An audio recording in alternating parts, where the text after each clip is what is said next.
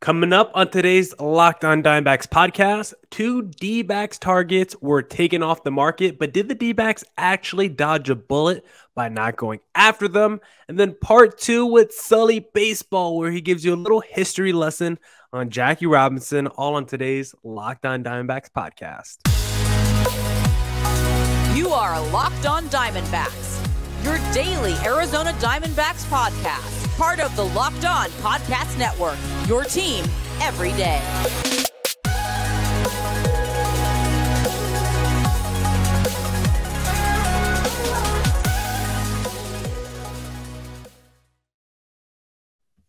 Welcome into the Locked On Diamondbacks podcast, part of the Locked On Podcast Network. Your team every day. You're listening to who? The always charismatic host of this podcast, Miller Thomas.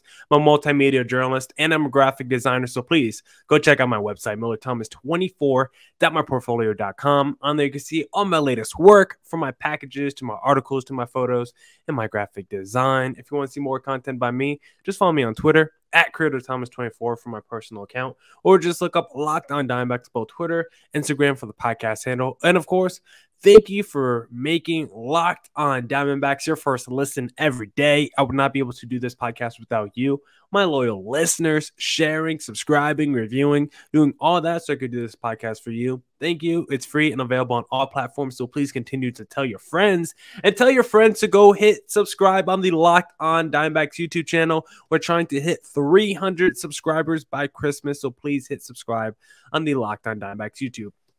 But on today's podcast, we got part two with Sully Baseball, where we go, I don't know if back in time is the right word, but he gives you a history lesson on Jackie Robinson about more than just the mythology of him, because we always talk about the mythology of Jackie Robinson, but I think we forget that Jackie Robinson was a fighter, and we know about how he broke the barriers as we got into baseball, but I think we forgot how much he actually had, how much resistance he saw, and how much he fought back against that resistance of Jackie Robinson. We always think he was this peaceful, gentle man, and he was, but he wasn't afraid to fight either. So that's what we talk about with Sully Baseball. But before we get there, this MLB free agency, it's been rocking since day one, where you don't have to wait till the final month of the season, wait for pitchers and catchers to report to spring training before we see all the big-time free agents get signed, like we saw a couple years ago in 2019, where I think the Manny Machados and the Bryce Harpers of the world were still unsigned until damn near a few weeks out of spring training. They go to this offseason. Yeah, there's still big-time free agents like Rondon and the Carlos Correas of the world still out there, but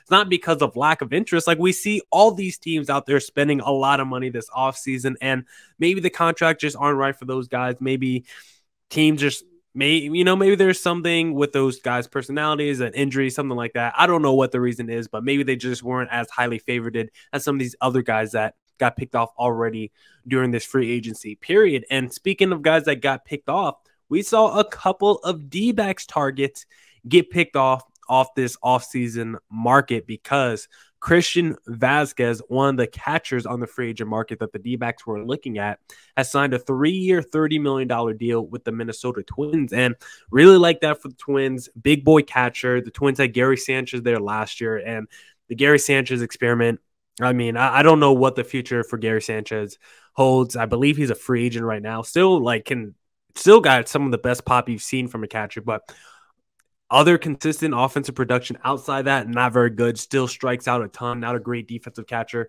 Vazquez just provides that stability behind the plate.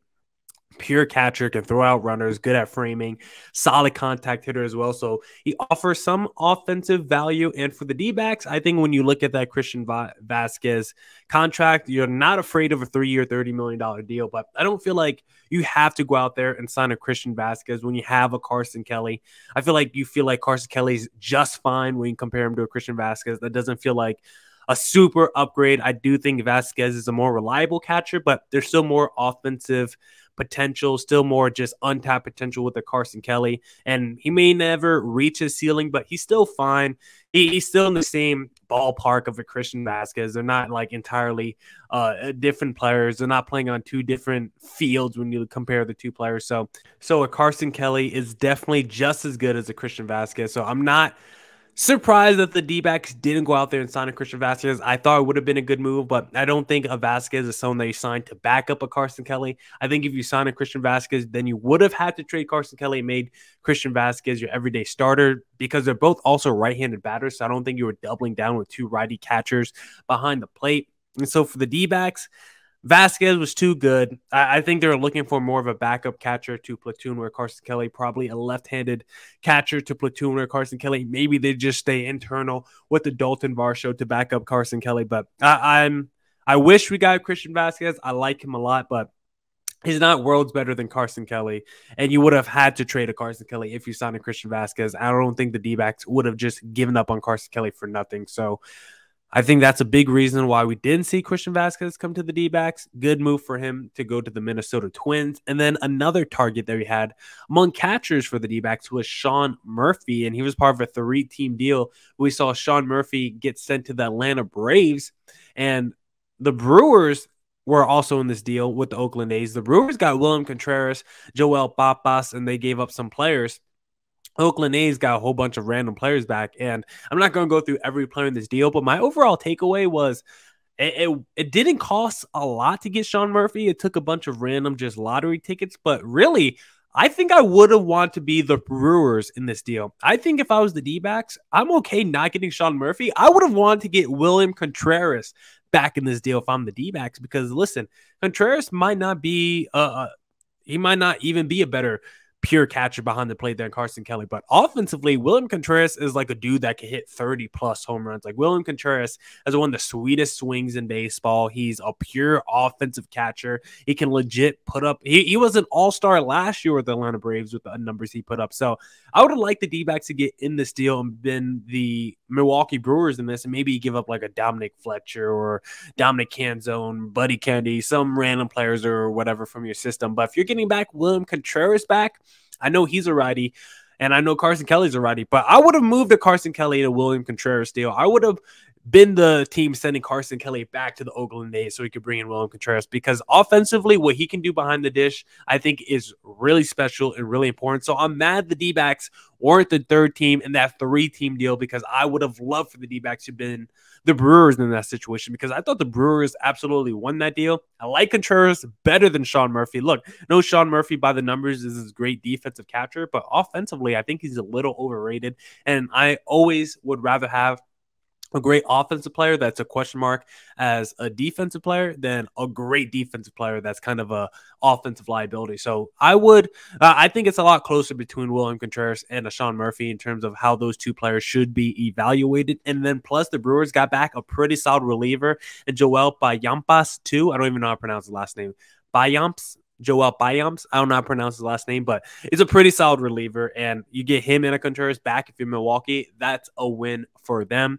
Then the last big move that we saw today in free agency, I made him a fake D-backs target on my Friday podcast when we do Free Agent Friday, and I talked about players the D-backs should pivot to make us feel better about Xander Bogaerts. And one of those players on that list was Chris Bassett. If I had to do it on a meter between 1 out of 10 of how likely I thought Chris Bassett was coming to the D-backs, with 10 being most likely, I probably would have had it at like a 2. Like I definitely didn't have any feel for Chris Bassett coming to the D-backs, but I would have loved him on the D-backs. I thought he would have been a perfect number 2, number 3 starter right there behind a Zach Allen in the mix with a Merrill Kelly. But now he goes to the Toronto Blue Jays, 3-year, $60 million deal, 63, I believe. So he's getting $21 million a year, just as what we projected. And the Blue Jays rotation is looking very stacked, because you got Alek Manoah, who could have won the Cy Young Award last year, along with Kevin Gausman, 2 legit top 10 Cy Young candidates last season. And then you also got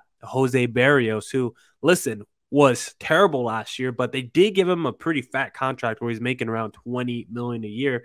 And now you got those 3. Hopefully Barrios bounces back, but Barrios now is going to be like your number 4 starter with Chris Bassett as your number 3. Like Manoah, Gausman,